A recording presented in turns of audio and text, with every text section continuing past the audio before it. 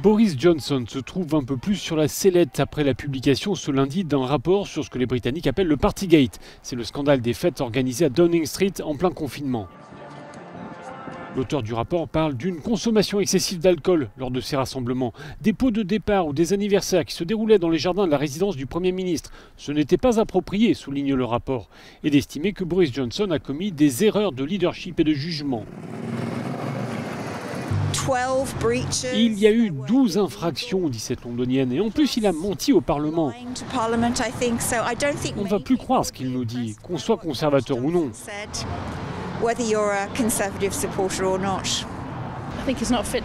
Il n'est pas apte à être Premier ministre, ajoute cette femme, il doit démissionner. Ce rapport ne nous apprend rien qu'on ne sache déjà.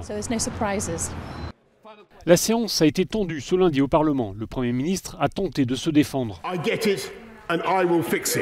Je comprends et je vais régler le problème.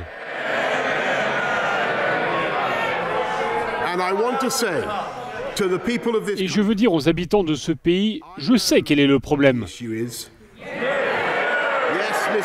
Oui, Monsieur le Président, il s'agit de savoir s'il est possible d'avoir confiance dans ce gouvernement. Et je le dis, Monsieur le Président, oui, on peut nous faire confiance. Pour l'opposition travailliste, Boris Johnson n'a plus d'autre choix que de démissionner. L'opinion publique n'est pas dupe. Personne ne croit ce qu'il dit. Tout le monde pense qu'il devrait démissionner.